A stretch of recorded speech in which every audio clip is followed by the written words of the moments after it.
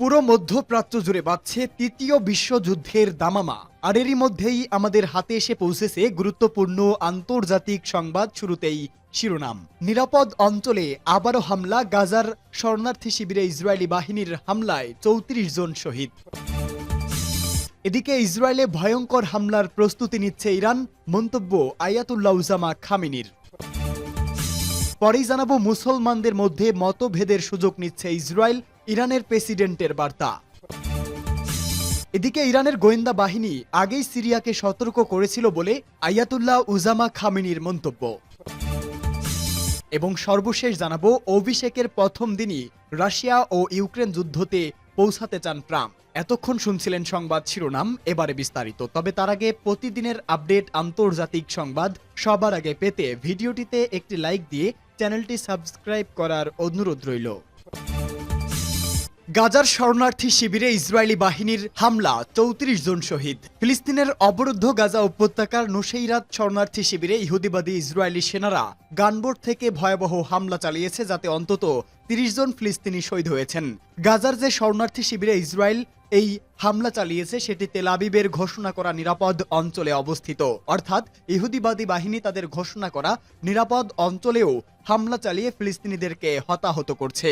Nuseirat শরণার্থী শিবিরের এই বর্বর হামলায় বহু মানুষ আহত হয়েছেন এবং অনেকে নিখোঁজ রয়েছেন। এই হামলায় সেখানকার একটি পোস্ট অফিসও ধ্বংস হয়েছে। এর আগে বৃহস্পতিবার ইহুদিবাদী বাহিনী এই শিবিরের একটি আবাসিক ভবনকে লক্ষ্য করে হামলা চালায়, যাতে অন্তত ৪০ জন শহীদ এবং বহু মানুষ আহত হয়েছেন। বলা হচ্ছে এখনো বিধ্বস্ত ভবনের নিচে অনেকে চাপা পড়ে রয়েছেন, তাদেরকে উদ্ধারের ব্যবস্থা করা যায়নি। এদিকে গতকাল ইহুদিবাদী ইসরায়েলি বাহিনী গাজা শহরের মধ্য অঞ্চলের শিল্প এলাকায় একজন ফিলিস্তিনি ফটো সাংবাদিক এবং অন্য এক তরুণকে বিমান হামলার মাধ্যমে হত্যা করেছে। এর পাশাপাশি গাজা শহরের উত্তর অঞ্চলে শেখ রাদওয়ান মহল্লায় বিমান হামলা চালিয়ে আল আকসা বিশ্ববিদ্যালয়ের অধ্যাপক আব্দুস সালাম এবং তার স্ত্রীকে হত্যা করেছে। খান ইউনুস শহরে অন্য এক হামলায় ৩ ব্যক্তি শহীদ হয়েছেন। ইসরায়েলে ভয়ঙ্কর হামলার প্রস্তুতি নিচ্ছে ইরান।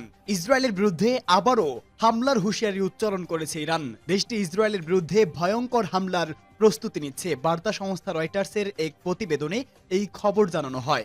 ইরানের সংবাদ মাধ্যম তাসনিম নিউজ এজেন্সির এক সাক্ষাৎকারে দেশটির সর্বোচ্চ ধর্মীয় নেতা আয়াতুল্লাহ খামেনির সিনিয়র উপদেষ্টা আলী লারিজানি বলেন, ইসরায়েলের বিরুদ্ধে ভয়ঙ্কর হামলার প্রস্তুতি নিচ্ছেন তারা। সামরিক কর্মকর্তা ইসরায়েলকে জবাব দিতে বিভিন্ন কৌশলের পরিকল্পনা করেছে। এর আগে গত ২৬ অক্টোবর ইরানে ৩ ধাপে সামরিক স্থাপনায় হামলা চালায় ইসরায়েল। মূলত ইরানের ২০০ ক্ষেপণাস্ত্র হামলার পর ইসরায়েলে এই হামলা চালায়। তবে এবার ইসরায়েলের ভূখণ্ডে হামলা চালাতে বদ্ধপরিকর ইরান বলে জানিয়েছে আয়াতুল্লাহ উজামা খামেনি। তিনি বলেছেন, ইসরায়েলের ভূখণ্ডে হামলা চালাতে প্রস্তুত রয়েছে ইরানের লাখো সেনা। যে কোনো সময় ইসরায়েলে হামলা করতে নির্দেশ দিতে পারে আয়াতুল্লাহ উজামা খামেনি। সিরিয়া সংকটের পর এই হামলাকে অনেক বিশেষজ্ঞ বলছে বাশার আল আসাদ সরকারের পতনের কারণে ইরান এই হামলা চালাবে। অথচ ইরান বলছে ২৬ অক্টোবরে ইসরায়েলের হামলার জবাবে এই হামলা চালাবে ইরান। এই প্রতিশোধমূলক হামলা চালাতে ইসরায়েলের সেনাবাহিনীকে প্রস্তুত থাকতে বলেছে আয়াতুল্লাহ উজামা খামেনি। মুসলমানদের মধ্যে মতভেদের সুযোগ নিচ্ছে ইসরায়েল। মধ্যপ্রাচ্যের দেশগুলো অর্থবিত্ত এবং সামরিক দিক দিয়ে অনেক শক্তিশালী হলেও তাদের মধ্যেও কোনো ঐক্য নেই। পারস্পরিক দ্বন্দ্ব এবং অবিশ্বাস সৌদি আরব, ইরান, ইরাক ও তুরস্কের মতো দেশগুলোকে কাছাকাছি আসতে দেয়নি। আর এর সুযোগ নিয়েছে আমেরিকা ও ইসরায়েল সহ পুরো পশ্চিমা বিশ্ব। মুসলিম দেশগুলোর মতভেদের সুযোগ নিয়ে এই অঞ্চলে বিভিন্নভাবে হামলা চালিয়ে যাচ্ছে তারা। ইরাক ও আফগানিস্তানে মার্কিন হামলা থেকে শুরু করে সিরিয়া, লিবিয়া, ইয়েমেন, সুদান ও লেবাননের সংঘাত, ফিলিস্তিনে ইসরায়েলের হামলা এবং লাখ লাখ মানুষের মৃত্যু। মুসলিম দেশগুলোতে এই অশান্তি এবং সংঘাত চলে আসছে শুধু অনৈক্যের কারণে।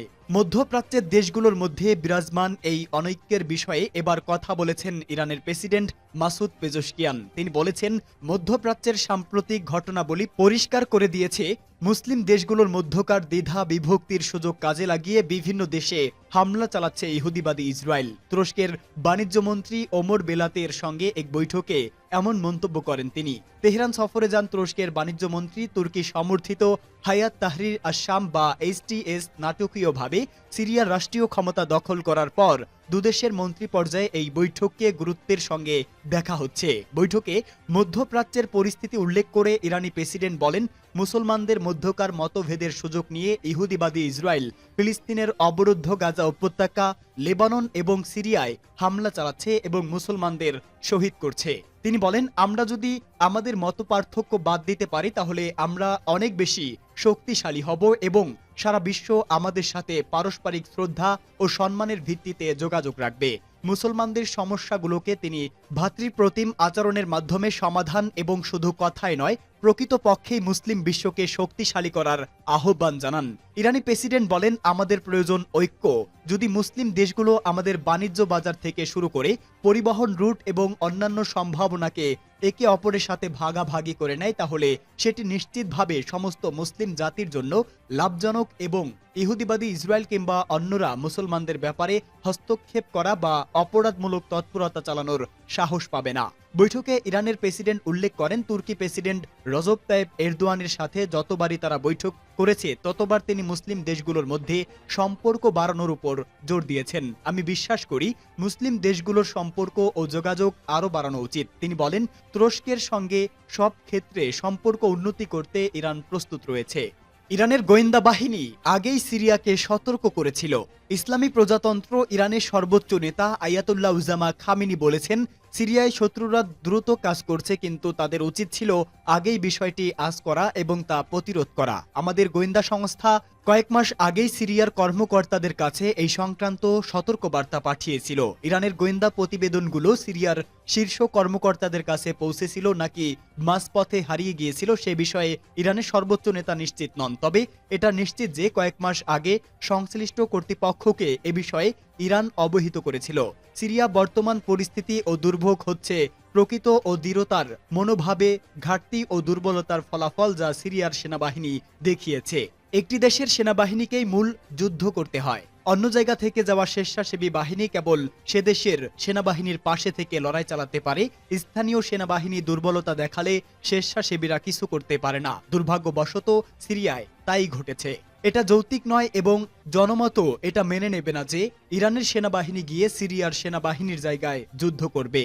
না, যুদ্ধ করার দায়িত্ব সে দেশের সেনাবাহিনীর। আমাদের বাহিনী যা করতে পারত তা করেছে, আর তা হলো পরামর্শ দেওয়া। ইরানের সর্বোচ্চ নেতা সম্প্রতি বিভিন্ন শ্রেণী পেশার হাজার হাজার মানুষের এক সমাবেশে একথা বলেন। তিনি বলেন, সিরিয়ায় যা ঘটেছে তাতে সিরিয়ার একটি প্রতিবেশী দেশের সরকার স্পষ্ট ভূমিকা পালন করেছে এবং এখনও করছে, কিন্তু ষড়যন্ত্রের মূল হোতা এবং প্রধান নিয়ন্ত্রক কক্ষ আমেরিকা ও ইহুদিবাদী ইসরায়েল। এ বিষয়ে আমাদের কাছে যথেষ্ট প্রমাণ রয়েছে, কাজেই এ বিষয়ে সন্দেহের কোনো অবকাশ নেই।